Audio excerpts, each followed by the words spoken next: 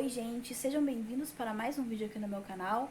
Talvez vocês tenham percebido que os últimos vídeos subiram sem intro, que a qualidade da imagem e do áudio estão relativamente inferiores aos mais antigos, mas é porque eu estou usando um celular temporário, enquanto o meu está na assistência. De qualquer forma, vamos passar um cafezinho e papear um pouco. Eu vou fazer um cafezinho. Não que eu esteja com muita vontade de tomar um café nesse calorão. Mas, gente, acho que é o único jeito de subir minha pressão, porque ela tá 9/7, tá baixíssima. Abemos cafezinho. Se vocês estiverem assistindo ao vídeo tomando cafezinho, ó. Tchim, tchim. Cheers. Cheers com cafezinho.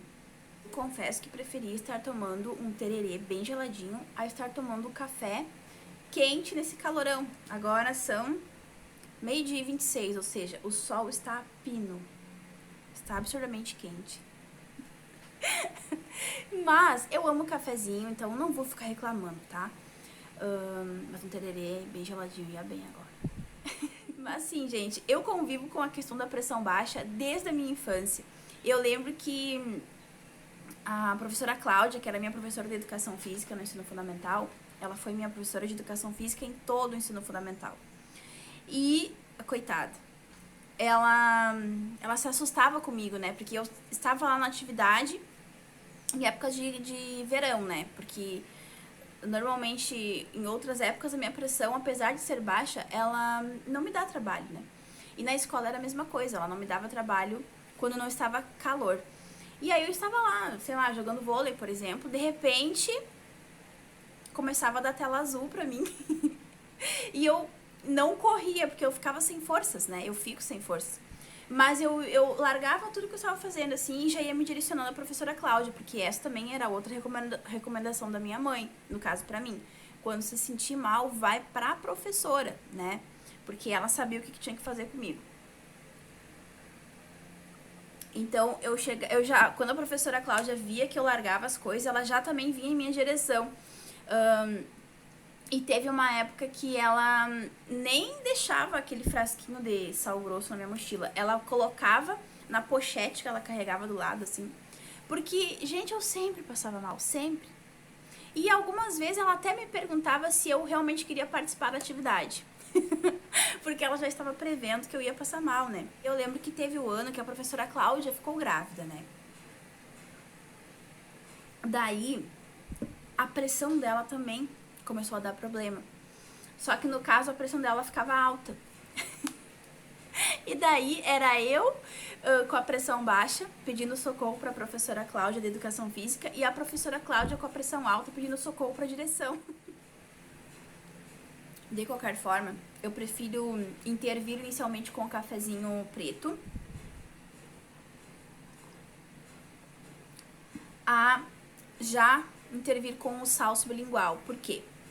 Quando eu era criança, acho que eu tinha uns 12 ou 13 anos, foi mais ou menos nessa faixa etária, assim, que eu lembro que a professora Cláudia meio que montou um time na escola, um time de futebol, e daí ela queria que eu participasse, obviamente, né, mas só com autorização da minha mãe e com uma liberação médica, porque ela percebia que o meu caso era meio diferente, assim, né.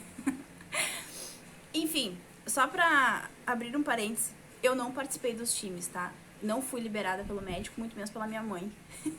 Ainda bem, porque eu só ia dar trabalho pros meus colegas lá, e pra professora Cláudia, ainda mais trabalho. Mas eu ia assistir aos jogos, enfim, eu participava de outro jeito. Bom, fecha parênteses, volta aqui. Por que eu prefiro o cafezinho inicialmente ao sal sublingual, quando eu tô numa situação de hipotensão? Porque ali pelos 12, 13 anos, a minha mãe me levou ao cardiologista e ele nos explicou que, já que a pessoa tem um problema de pressão, que seja a hipotensão primeiro, né? Porque a hipotensão não é uma doença, digamos assim, né? E muito menos precisa de tratamento com medicação contínua, como é o caso da hipertensão. Pessoas que são hipertensas, elas têm que tomar um remédio, assim, todos os dias, regularmente, com o horário certo, de preferência, né? Porque senão elas acumulam e acumulam e acumulam líquido e a pressão vai nas alturas e é muito perigoso. Fora que a hipertensão, ela prejudica muito mais as artérias, né? E a hipotensão não. E o cardiologista, ele foi muito pontual, assim. Até hoje, eu me arrependo de não ter perguntado pra minha mãe: ô mãe, aquele cardiologista que tu me levou quando eu era criança, ele era teu conhecido, ele era teu amigo? Tu mandou ele me falar aquelas coisas? Porque é uma conversa, assim, que hoje em dia eu penso, a minha mãe tranquilamente teria aquela conversa comigo. Parecia, assim, muito o discurso dela, sabe?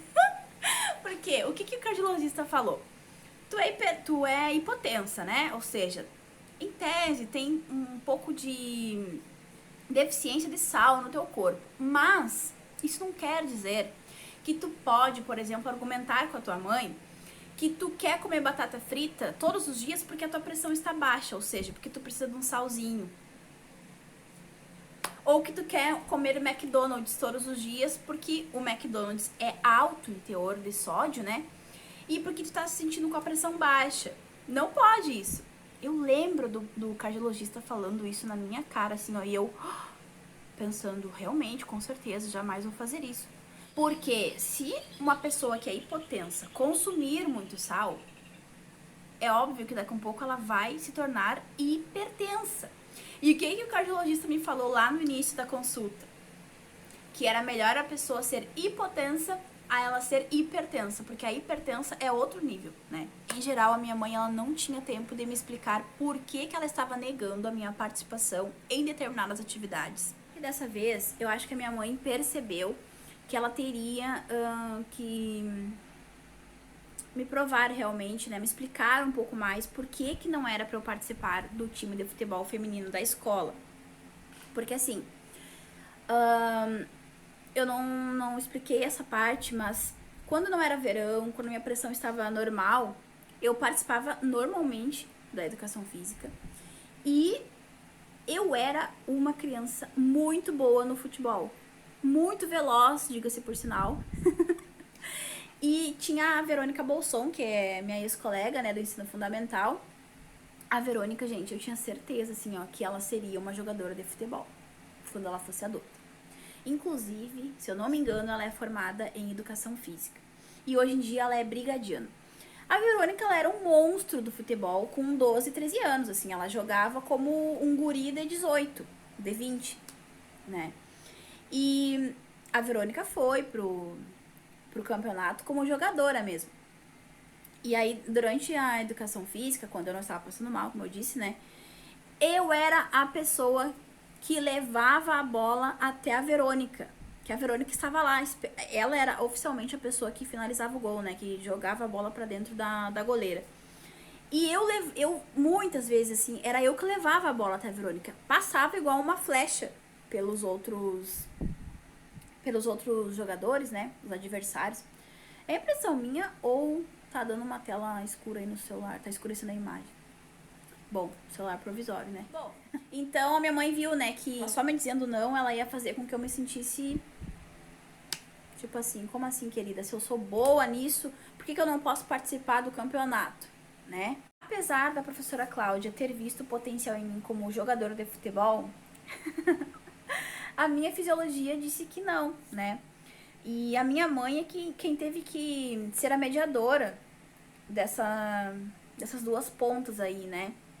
E eu acho que ela foi excelente, ela foi muito profissional também, porque ela me disse o não inicialmente, mas ela também procurou um profissional da área da saúde, exatamente da área da saúde, né, que eu tinha o problema. Procurou um cardiologista para me explicar. E o cardiologista conseguiu ser didático. Só que eu fico pensando, gente, será que... Tá certo que o médico me disse, mas será que a minha mãe não mandou o médico falar aquilo? Porque era muito a cara da minha mãe aquele discurso. Enfim.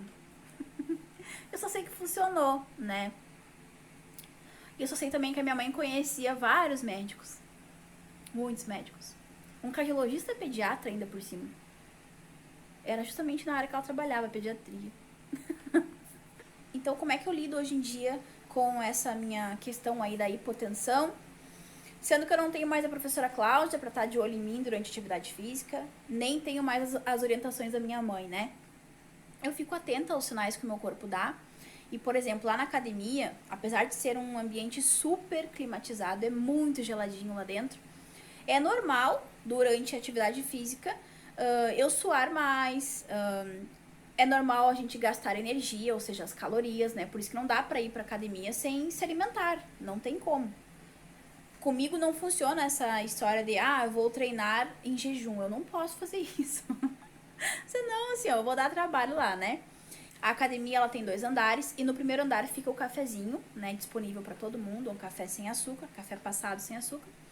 E quando eu tenho atividade física no segundo andar, seja cardio, seja musculação, eu já subo com o cafezinho.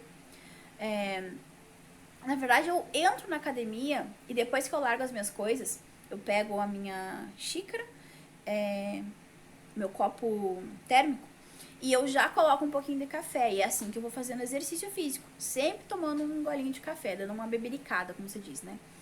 E quando o exercício é no segundo andar, eu já subo com o meu cafezinho, né? E ali na academia, tem na minha ficha técnica lá, contato, né, de alguém pra ser acionado caso me dê um mal-estar, alguma coisa. E também tem essa orientação, que dentro da minha mochila, no bolso tal, tem um frasquinho com sal para churrasco. Eu espero não passar mal, né? Que o cafezinho sempre me mantenha segura. Mas caso o cafezinho não seja suficiente, ou me dê uma crise muito fora do normal, assim, de hipotensão, tem essa orientação aí do salzinho. E também caso eu mesma não consiga, né, pegar o sal na minha mochila. É isso, gente. Eu tô me sentindo muito melhor já. Então, espero que vocês tenham gostado do vídeo de hoje. Um beijo e até o próximo vídeo. Bye!